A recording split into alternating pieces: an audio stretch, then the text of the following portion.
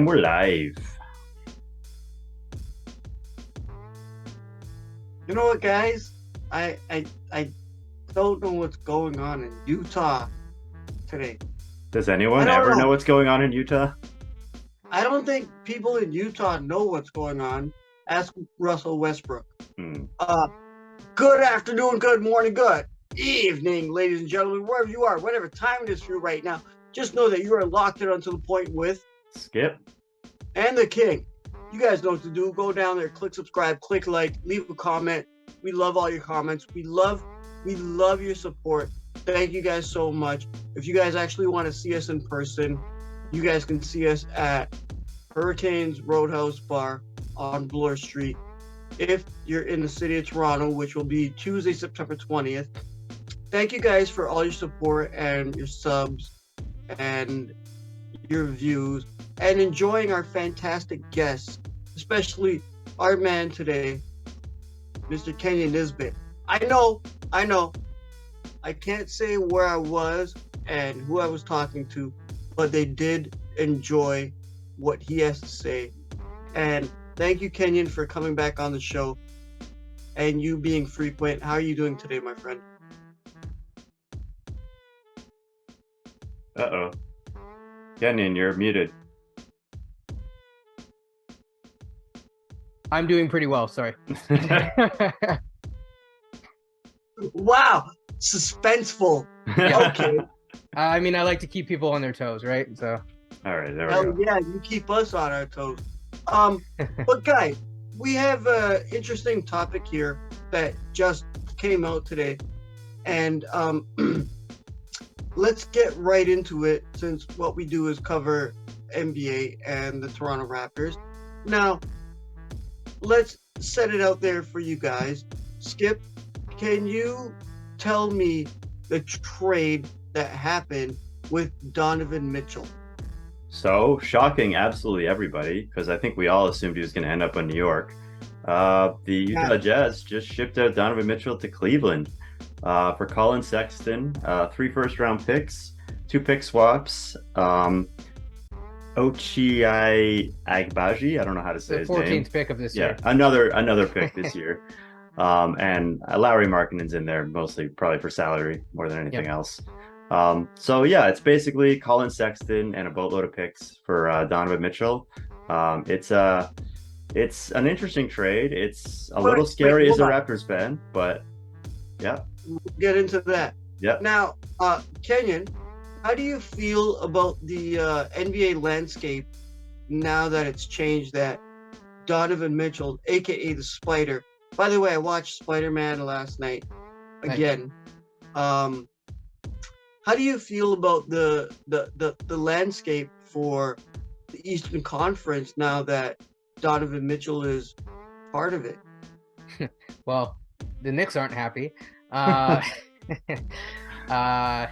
They got RJ Barrett on his extension. I mean, that's but come on. They made their own bed. Let me put it that way. So, but yeah, So what do you think?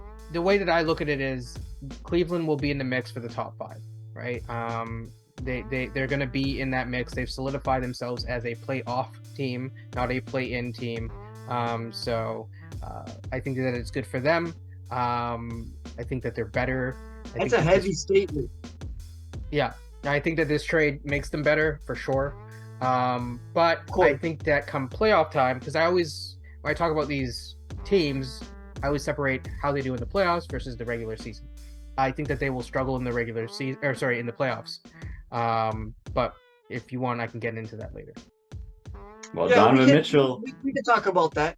Skip, now with maybe to kind of repeat the same question, how does this affect your Toronto Raptors in the Eastern Conference now that Donovan Mitchell has joined it? Well, it definitely makes the East a little bit tougher. I'm not a huge Donovan Mitchell stan. I think he's a good player, not a great player. I think Spider-Man. He helps what Cleveland can do. He gives them more upside for sure. Like kind of Kenyon was saying, even though he's such a vaunted playoff performer, I don't know that he's the guy that's going to put you right over the top. He can definitely take them from whatever they were last year. This is the first time he's playing with a defensive big man? Just kidding. Oh. Sorry. Sorry. No, but moving on. As I was saying, Cleveland was where did they finish last year? Were they 7th or were they 8th? I think They were 8th. 7th. They were 7th. Yeah. So they were 7th last year. They obviously fell off in the second half. Donovan Mitchell gets them out of that kind of play-in range and gets them into the mix. I don't necessarily think they're an overnight contender. I will be scared as a Raptors fan that they will be tough to beat and tough to pass in the standings.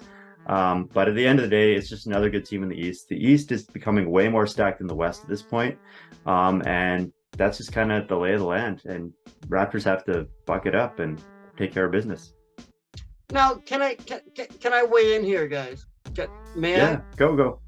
Okay. So, I said last year on our Raptors preview season that the Raps would finish 5th. And where do they finish? 5th. Exactly. I think the Raptors are going to take 4th, but I don't see Cleveland now with the. I hate to be that jerk, but I don't see with Cleveland because they had what was it? Sexland? Yeah. Right? With those guys, right? And not to mention adding Jared Allen at one point. But I don't see them battling your Toronto Raptors for a spot in the playoffs and even in the play-in tournament. I clearly don't see. I really don't think. Listen. Why are you even mentioning the Raptors and playing in the same sentence? Yeah, I think both these teams are above the play-in. Probably. I don't think Cleveland is above the play-in. I think Cleveland will be in the play-in.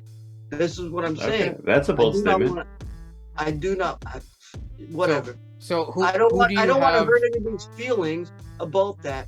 Right. But now, let me ask you guys a question. Since Donovan Mitchell is now part of the Cleveland Cavaliers, and now that Kevin Durant has stayed with the Brooklyn Nets along with whoever might play, Ben Simmons, Kyrie Irving, Mr. Flat Earth, but we've also seen this last season about, you got Milwaukee, you got Boston, you got Philly, you got Toronto, you got Brooklyn, right? You got now Miami. You forgot Miami. Miami. Oh, yeah. 76ers. Yeah, right. He said Philly. I did say Philly. Chicago as well. And Atlanta. And Atlanta as well, but I don't think Atlanta will make it. But now with this, where do you see Cleveland playing in to the Eastern Conference? Do you think this will affect your Toronto Raptors? No. Yeah, I mean, you kind of just asked that question, Brian. It's like it makes them better. It makes the Cavs better. There's no argument that it makes the Cavs worse. The bottom line is how much better. And the thing is, with the Cavs now, you've got this really kind of small, defensively limited backcourt, and then you got this really strong defensive front court that is not as versatile offensively. So it's kind of like they're kind of a weird mishmash of teams, and it could work really, really well, but there could be ways for really good teams to exploit them. I think that's sort of just the general takeaway from this. I mean, definitely think they'll be pretty offensively versatile. The thing is they don't really use him to his full potential because they could use him more as a playmaker. Well, that's the other thing. Okay, that's the other thing. I want to get into this. Remember when we talked Donovan Mitchell to the Raptors a couple weeks ago when it was still out in the air.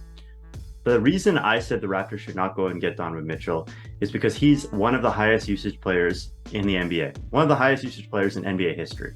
So you're bringing in a guy who's going to bogart a whole lot of possessions.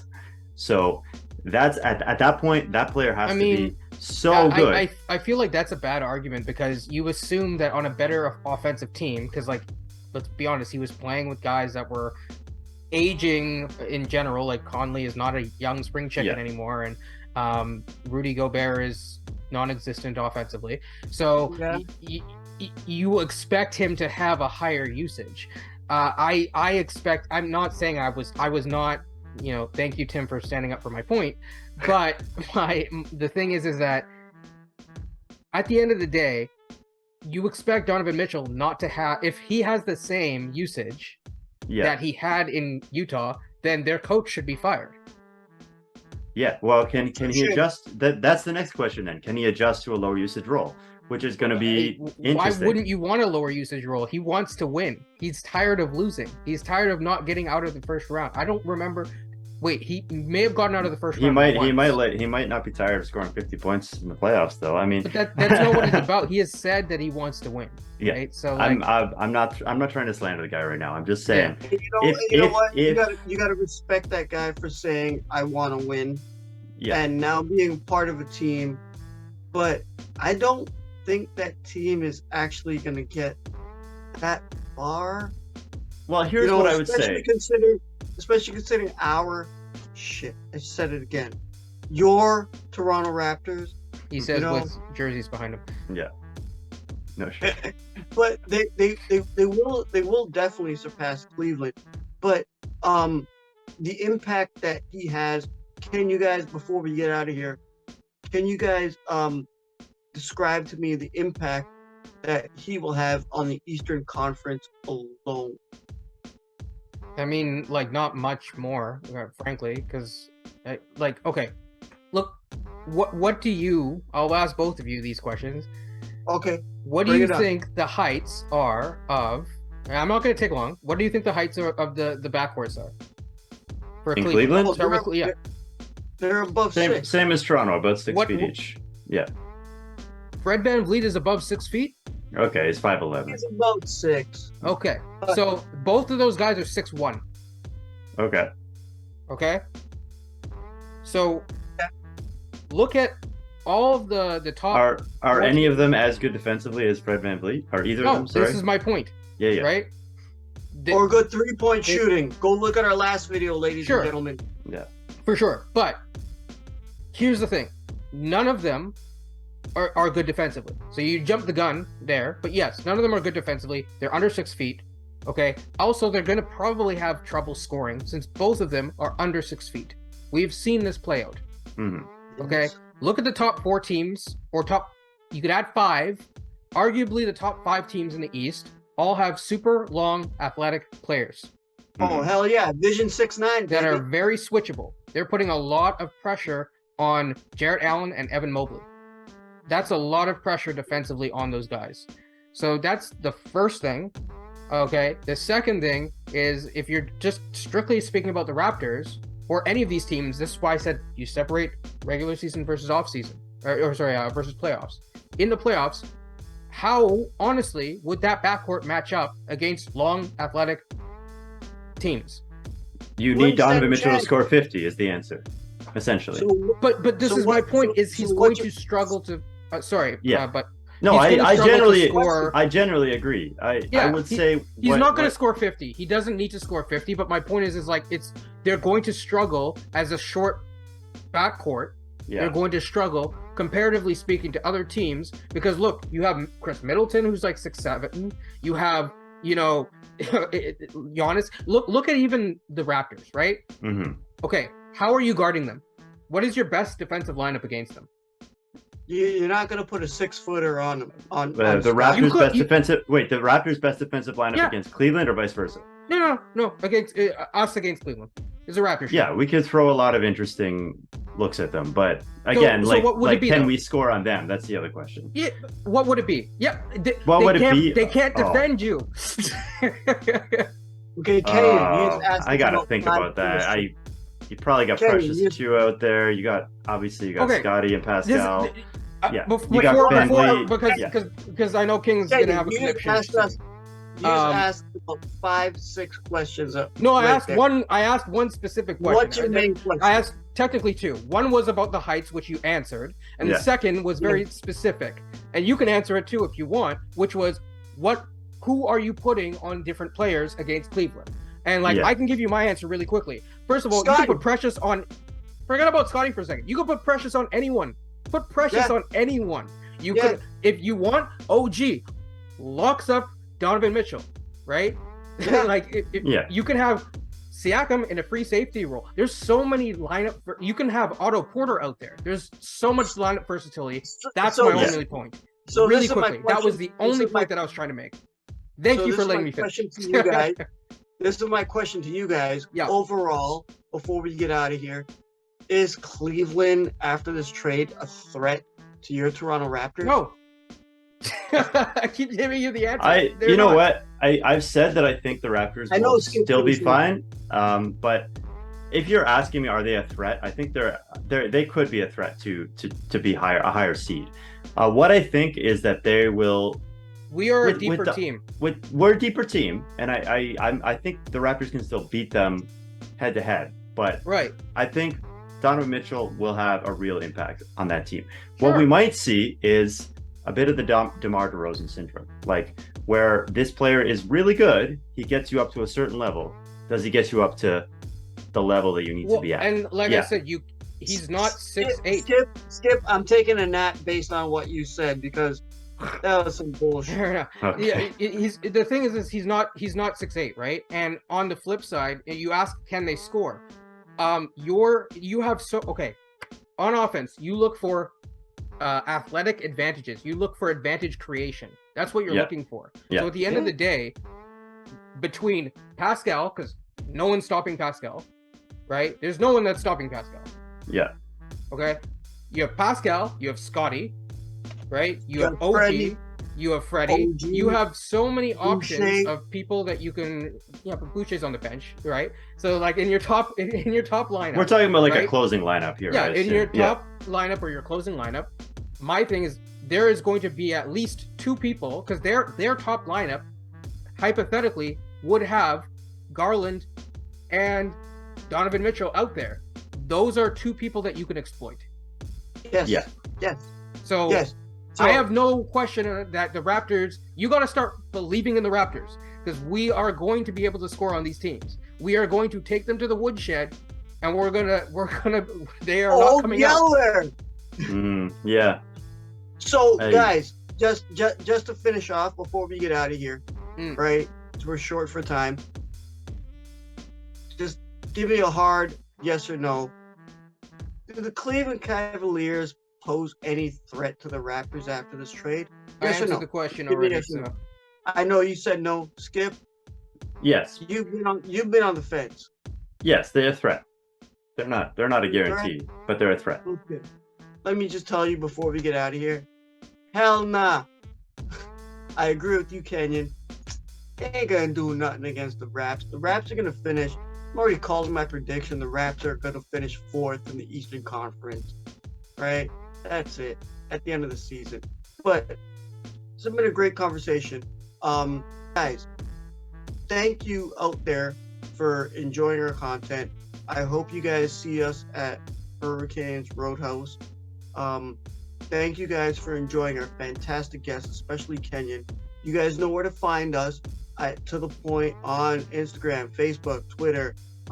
Myself, King Hussein, on all social media. Simon at Dougie J's. And come out, have some fun with us that night. So on behalf of myself, our man, I love this guy to death, and I know you guys do, Kenyon Nisbett, and Simon, yeah, I kind of like you a little bit.